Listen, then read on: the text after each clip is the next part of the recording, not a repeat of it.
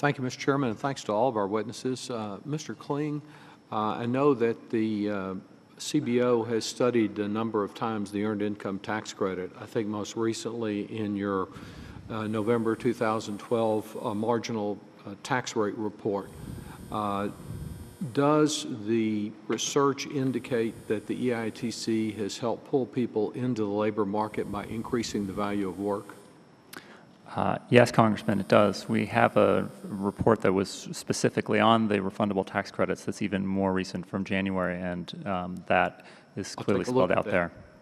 And the report I looked at said it makes work more appealing, and that studies have found that expansions of the EITC between 1986 and 1996 significantly increased the movement of single mothers into the workforce.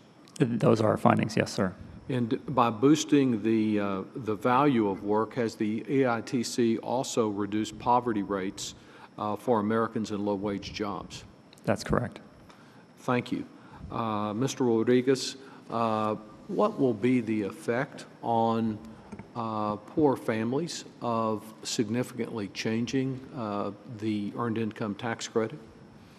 Well, if the changes are meant to make the credit, lessen the credit in some way, or cut back on eligibility in some particular way, I think it would be devastating. I think, as many of you know, the effects of the credits, I think, are proven to reduce poverty, but also on an individual level, many families, they go to work, they look forward to their tax refunds at the end of the year. They use it to pay off bills and other basic necessities.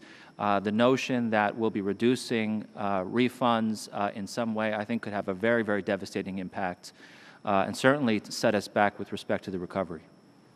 And Mr. Kling, on the issue of food security and the SNAP program, I believe that CBO projects that the overall spending on SNAP will drop substantially in real terms over the next decade under existing law, if we just maintain the existing law. That's correct. And this is based on the premise that the program grew when the recession was the deepest, and we think that's changing. And it accounts for the fact that the food stamp benefit levels will drop some this fall because of changes that are already set to take effect in the SNAP law. Yes, sir. We think that the economy is on a path towards recovery, and over the next decade, that will have a substantial impact on reducing the amount of expenditure in the SNAP program. Thank you. And again, Mr. Rodriguez, in terms of what the impact will be on Latino families and other families if the House were to enact the bill that's before us this afternoon. In fact, that's what the bells were ringing about to bring that up. That involves 5 times as much of a cut in the SNAP program as that made by the Senate. Yeah, as we discussed, the SNAP and EITC work pretty close together to assist families who are working, and as you know, the state and local impacts of EITC, SNAP payments are tremendous on local economies. In Texas alone, 2.7 million households claim the EITC. That's over 1 million families that are receiving those benefits. I think SNAP has very similar overlays, and so you're looking at deep impacts in similar places, and I think we should be very concerned about that. We've heard substantial criticism of some of the existing programs today from some of the other witnesses. What do you believe are some of the strategies that we need to pursue in order to get long-term reductions in poverty?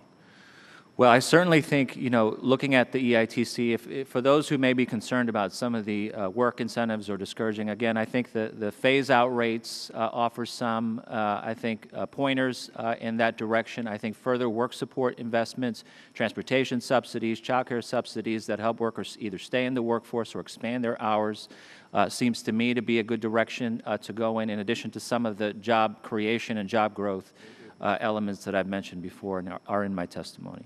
And is early education and avoiding these across-the-board cuts in Head Start a part of that also? Absolutely. Part of the research that we've seen talk about intergenerational poverty and how that affects, and we certainly have seen research that shows that children of recipients of the tax credits do better in terms of educational outcomes and college attainment. And so I think we would be definitely concerned about the effects on longer-term implications for families as well. Thank you. Thank you, Mr. Chairman. Thank you.